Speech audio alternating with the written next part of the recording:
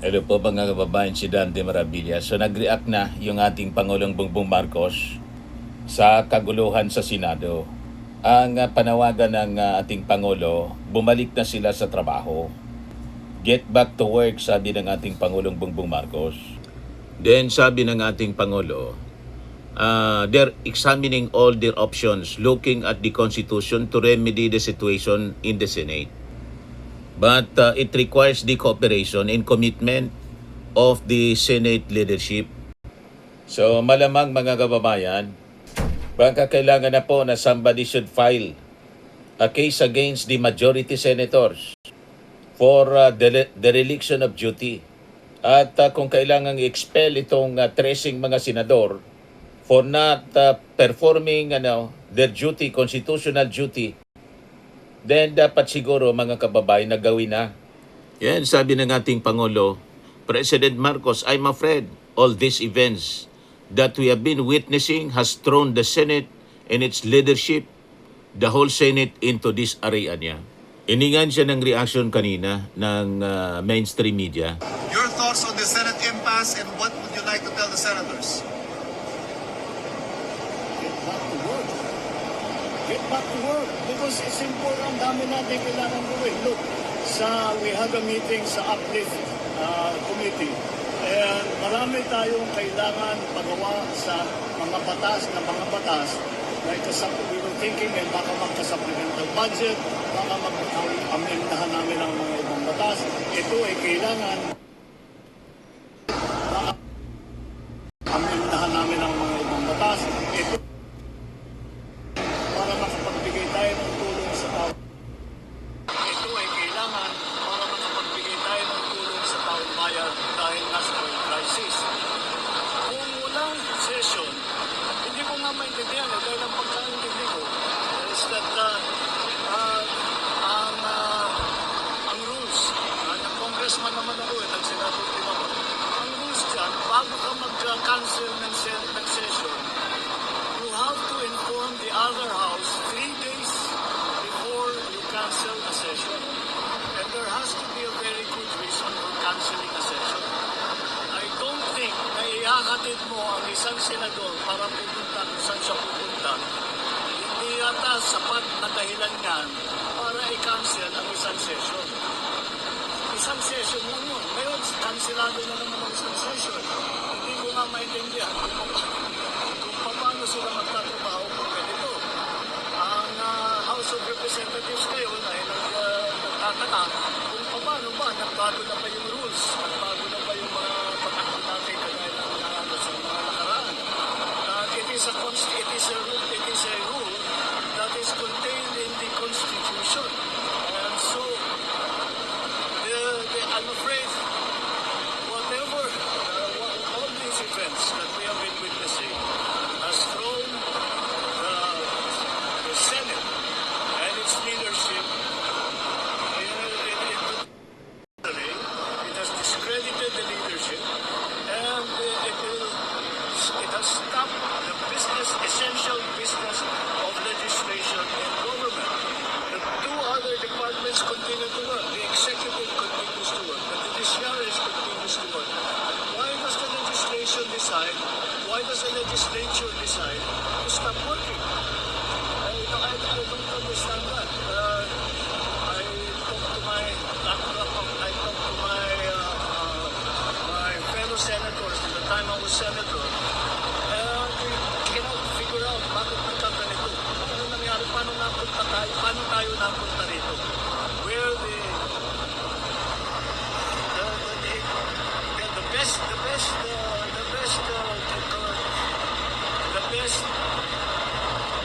description I can have is that the legislature is now in disarray. We're trying to achieve some form of stability so that people can get on with their lives, so that people can plan ahead for their future, so that people can count on the assistance of government during this time of emergency. It's now a complete disarray ang nangyayari sa Senado. Sila lang yung ganyan. Yung executive nagtatrabaho. Yung mababang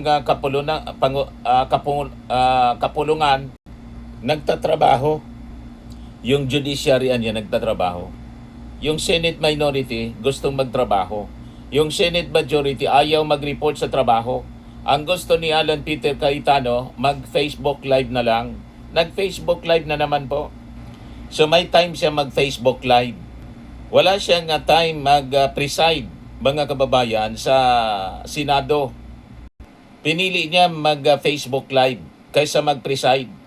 Ayaw niyang mag-report sa trabaho, pati yung majority senators, kasi alam niya, once na kinonvene niya yung sesyon ng Senado, halimbawa mamaya, ay sigurado po, mapapalitan na siya bilang Senate President. Ayaw niyang bitawan yung pagiging Senate President. Kaya sabi po niya, ni Raffy Tulfo, kung matapang ka niya, pumunta ka sa plenary at doon ka magsalita kung ano mang issue, mayroon ka against anything or against us, the minority. Magbanggaan kami sa plenary, huwag sa Facebook. Sabi po ni Raffy Tulfo. So anong kinakatakot ni Alan Peter Cayetano? Abogado siya. Si Raffy Tulfo, broadcaster lang, mga kababayan at vlogger. Bakit ayaw? Kasi mga kababayan, susupalpalin siya ng mga minority senators. Kasi alam niya mali siya. At alam niya, wala na siyang numero. Yung sinasabi niyang solid na 13, yung 11 niya, sigurado, wala na din yon. May gumigiwang-giwang na sa kanyang natitirang 11 na mga senador. Kaya ginawa niyang hostage yung Senado, mga kababayan. Kaya tama itong sinabi po ni dating Senate President Frank Drilon. Ang solusyon, magkaroon sila ng sesyon at magbotohan kung sino talaga ang mayorya. Hindi pwede yung walang sesyon at labag sa kanilang kalendaryo yan. Labag sa ating saligang batas. Dapat sundin nila ang kanilang kalendaryo. So anyway, naiipon po yung kasalanan nila, mga kababayan. Malamang patong-patong na kaso other than the obstruction of justice at mga plunder cases. In other cases, laban dito sa mga Duterte senators, ito pa, dereliction of duty at paglabag sa mandato ng ating konstitusyon bilang mga incumbent senators po. Hindi na sila nagtatrabaho. So naipon ang kanilang mga kasalanan, mga kababayan. Kasalanan sa ating bayan. Ngayon, ayaw nila mag-sesyon, mga kababayan, pero pwede yung hearing. Si Senate Blue Ribbon Committee hearing sila bukas. Sabi ni Raffy Tulfo, yung Blue Ribbon Committee na binuo nila, yan ay bastard because it was born out of illegitimacy. Ginagamit nila yung Senado, mga kababayan, para baliktadin yung lahat ng mga nangyari sa investigasyon ng Senate Blue Ribbon Committee sa pamumuno noon, mga kababayan, ni Ping Lacson. Saan ka nakakita, mga kababayan, na Senate Blue Ribbon Committee na ang mga members puro may kasong plunder? More than half. O di ba, mga kababayan? Maniwala kayo sa mga sasabihin ng mga testigo doon na malamang puro planted po, puro paid witnesses para baliktadin yung committee report, mga kababayan, ni Ping Lacson. Yun malamang ang intensyon at yun ang napag-usapan nila sa Facebook Live kanina ni Alan Peter Cayetano. Guest niya sa Facebook Live, si Marcoleta. O di ba? Malinaw, mga kababayan. Talagang ang titigas nitong mga mukha ng mga Duterte senator. Nung chairman ako ng Blue Ribbon Ayan, Committee is that that platform Facebook Live. allows us for anyone to testify at makikita po natin yung testimony nung magte-testify. Nagtataka lang ako, bakit umiba ngayon na ilang buwan walang hearing kung kailan may mga bagong revelasyon at medyo mabibigat na yung mga witnesses na nagiging available. Anytime po, may malalaking witnesses din or mayroon din po mga pwedeng biglang magsabi ng totoo, no? Malamang yung sinasabi nilang magsasabi ng totoo. Lahat ito yung mga witnesses na tulad ni Gutesa. At si Gutesa malamang lumitaw uli at may bagong script, mga kababayan. na gagamitin at isasabit nila yung gusto nilang isabit at i-clear yung sarili nila na nasabit doon sa investigation ng Senate Blue Ribbon Committee na legit. Yun possibly ang plano bukas mga kababayan. Sabi ko sa inyo, pag itong mga taong ito ang nag-conduct ng investigation, wag na tayong maniwala. Puro ito po ay scripted tulad ng pinabasa na affidavit ni Marcoleta kay Gotesa. Uulitin yon mga kababayan possibly bukas. Ayan ang plano. Sinasabi nila dito. So of course, the man of the hour tomorrow, Senator Dante Marcoleta. Ayos eh. Magandang tanghali. Kumusta po kayong lahat, mga kababayan? Ito po, Yung mga pagmumuka, may plunder case ito, para si sa araw ng bukas. Marcoleta. Paano maniwala tayo sa taong to? Ang inyong total support. Huwag po kayong kukurap. Baka ito na po ang pinakahuling pagkakataon na ang katotohanan, ang katwiran ay mananaig. Kagaya po na sinabi ni SP Alan, lahat po ay gagawin nila para patuloy na pagtakpan ang isang issue na kayong lahat ay may kinalaman sapagkat pera po ninyo ang ninakaw nila. Kaya sinabi ko po, huwag kayong kukurap. Ang gagawin namin bukas will define the direction of this country kung saan tayo papunta. Salamat po sa inyong lahat at sa inyong suporta. So malinaw mga kababayan, gagamitin nila ang Senate Blue Ribbon Committee hindi para lumabas yung totoo, kundi para iligtas yung mga nasangkot na kanilang mga kasama at magturo ng kung sino-sino mga pangalan na kalaban nila sa politika. Alam na ninyo kung sino ang ididiin? Si Martin Romualdez at yung ating Pangulong Bongbong. Di ba? Yun ang ibig sabihin nun, mga kababayan. Payag kayo na gamitin yung Senado para sa ganong agenda? At sila-sila lang, mga kababayan na mag-uusap doon. At sana, huwag paintulutan ito ng Senate minority na gawing platform yung Senado, yung Senate Blue Ribbon Committee para sa character assassination at destabilization laban sa Marcos administration, mga kababayan. Yon ang kanilang ipinapahiwatig ngayon.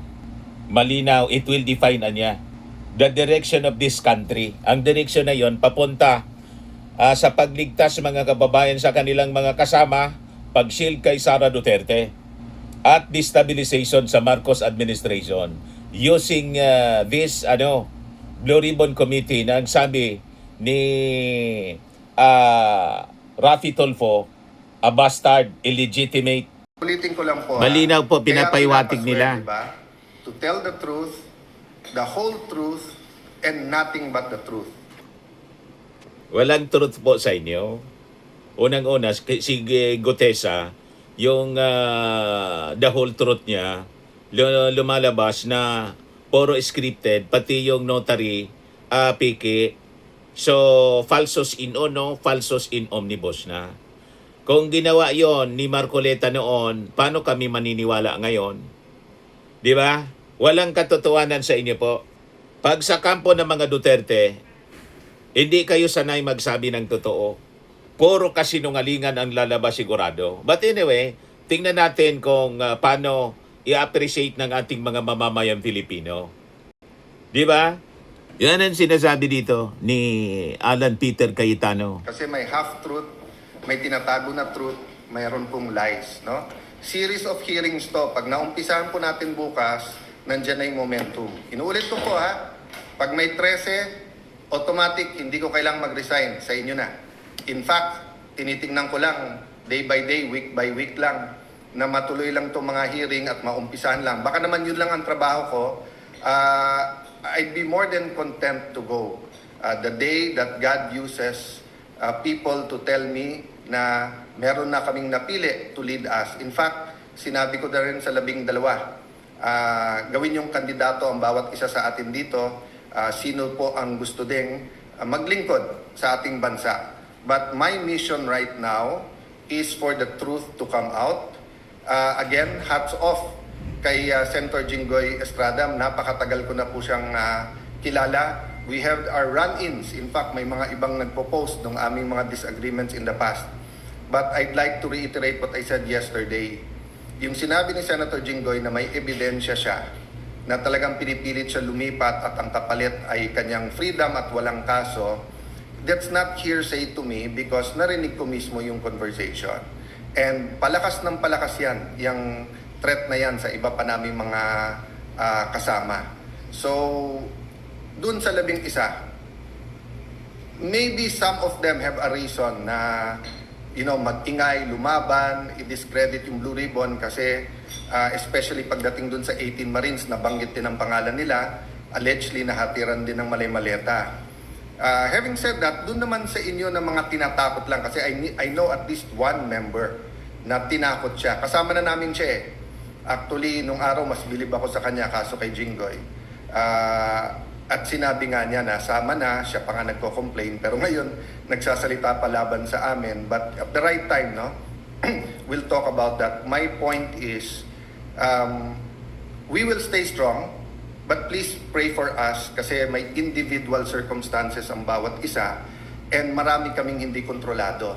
Diba? And yung pagdating ng mga witnesses. By the way, gusto ko lang malaman nyo, we also invited the Office of the Ombudsman, the DPWH, and the DBM or the representatives kasi we'll do this very orderly. We'll find out nasaan na ba investigasyon nila, ilan na ba talaga ang ghost at hindi, magkano ba talaga ang involved dito. So ang daming impormasyon na kailangan maging malinaw sa atin lahat. So magandang tanghali po, please pray for our meetings today and ulitin ko po we're not praying that God be on our side. We're praying that we be on God's side. And to listen and to hear the prayer, dapat may basis. And the basis is God's word. And of course, the basis is yung tamang counsel na dun lang tayo sa tama. Hindi pwedeng kasinungalingan. Naniwala kayo sa mga sinasabi ni Alan Peter Cayetano? Pag naniwala kayo kay Alan Peter Cayetano, nabudol kayo ng false teacher. O, di ba? Mga kababayan. Kaya tama itong sinabi ni Gia Polihimia, isa pong vlogger, isang content creator. Sabi niya, Alan Peter Cayetano, resign ka na kahit Diyos bad trip na sa'yo sa kakadamay mo sa kanya eh. Sabi ko nga mga kababayan, si Alan Peter Cayetano, ginagamit niya yung bersikulo, yung pangalan ng Diyos para may legitimacy sa kanyang sinasabi at moral ascendancy. Malabo po, hindi nagre-reflect sa kanyang pagkatao ang mismong binabasa niya nga bersikulo. At yung mga sinusupport niya at mga kaalyado, nakikita naman po ninyo, puro mga pusakal. O di ba, mga kababayan? Tama itong sinabi po ni Kiko Pangilinan. Sabi ni Kiko, hindi ito tungkol sa Independent Senate, ito tungkol sa pang-abuso sa kapangyarihan at sa pwesto. This is impunity and therefore we have to end this by asking him to resign or convincing yung ating mga kasamahan na pumili ng bagong Senate President. Ayaw talaga niyang bumaba kasi talagang purposely, yun ang design ng kanilang mga aksyon para po magsagawa ng mga investigasyon yung Senate Blue Ribbon Committee na magda-divert sa atensyon ng mga tao. Magpapasabog sila ng mga kung ano-anong kwento, yung diniscuss natin, para ilihis ang issue, ang atensyon ng focus ng mga tao doon sa impeachment, articles of impeachment laban kay Sara Duterte. Kitang-kita po ang kanilang mga galawan. Distraction madaling sabi, mga kababayan. At para i-discarril yung impeachment trial laban kay Sara Duterte. Kaya mga kababayan, sinasabotahin ng Senate Majority ang sesyon ng Senado. Nagets na ninyo mga kababayan? Sabi ni Yossi Castro, kwento lang yan ni Senator Alan Peter Cayetano, wala naman siyang basihan. Ang kaguluhan sa Senado ay kagagawa ng mga senador na ngayon ay pinamumunuan mismo ni Senator Alan Cayetano. Nasa leadership yan. Kung siya ay talagang para sa bayan, hindi naman siguro niya gagawin at papayagan ng ganitong kaguluhan sa Senado. Correct. Created talaga nila yon na kaguluhan sa Senado para po i-shield si Sara Duterte. Hindi matuloy ang impeachment trial. Kaya bantayan natin mga kababayan ang galawan nito mga senador. Huwag tayong papayag sa kanilang pananabutahe sa impeachment trial at gagawa silang kaguluhan at mga gawa-gawang kwento using the Senate Blue Ribbon Committee. Huwag tayong padadala sa kanilang mga pasasabugin na kuno na mga sangkot sa korupsyon. Babalik ta rin yan lahat para iligtas yung kanilang mga sarili. Puro kasi may kaso ang kanilang mga kalyado sa Senate majority. Kaya gagawin nila yung lahat. Manggugulo talaga sila mga kababayan para iligtas yung sarili at saka si Sara Duterte. Sa mga naghanap ng malinis and spacious fitness gym, pumunta lang po kayo sa aming Colossal Fitness Gym. We also offer Grab Car Rental with our brand new 2023 model ng Toyota Innova. We also accept booking for those who are planning to travel via PAL, Cebu Pacific, and other airline companies, local and international, and bills payment for Meralco Bills, PLDT, Aleco Bills, etc. Ang Colossal Fitness Gym is located at 3rd floor Security Bank Building, Landco Business Park, Legazpi City, Albay. For inquiries, look for Chilon Maravillas. Contact number 0966-802-0949. Yan yung aming Innova. Lagi na pong matao sa amin. Pati mga foreigners po, tingnan ninyo. Mga British tourists sila.